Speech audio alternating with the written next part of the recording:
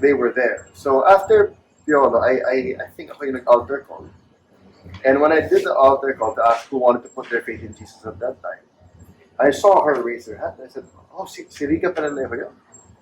And then so she raised her hand. And of course, at that time, 2006, she wasn't like the most wholesome name in the show business. So doon pala may judgment na sa akin.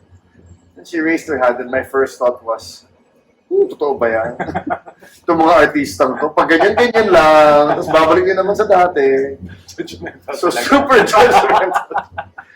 And you know how it's one of the things you want to do, diba? When someone puts their faith in Jesus is to talk to them. Yeah, so normally you talk to people, yeah. I didn't. Like that's how little I believed in the power of God. Or the power of His Word. But I really didn't think she was serious. I didn't think things would change. So I was just like, after that, she left. I never thought about it again. Never talked to her. And then I just found out she, nagbago talaga siya. God changed her life. And yeah, na-rebuke din ako ni Lord. Na-convict ako sa isang quiet time.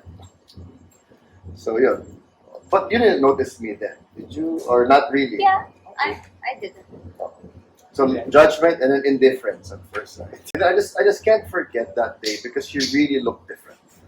And must have been what, 4 months later or 5 months later? She just looked so different from the when I saw her in May. So sabi ko, wow, Lord, binago mo talaga to. And who am I to judge people? And then since after that, what, we had many run-ins. You know, actually, one thing that I liked about him was that he's not very pastor-like. Kasi alam niya yung parang, it's rin naman to stereotype pastors, no? But siguro for people, no, they think na sobrang holy and sobrang, alam mo, mag-God, ganyan. And it's not that I don't like people like that, ha? But siguro kasi nanggagaling ako sa ikaw, siguro you'd understand this, being a celebrity for like most of my life, I want something very real.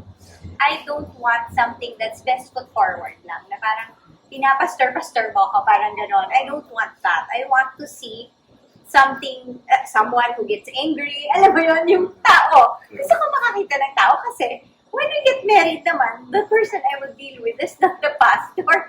I'm dealing with the person. When you're mad, you're mad. So parang, I can't say naman, pastor ka, dapat gano'n, di ba? Hindi pwedeng gano'n. So, that is what I appreciated about him because it's very real.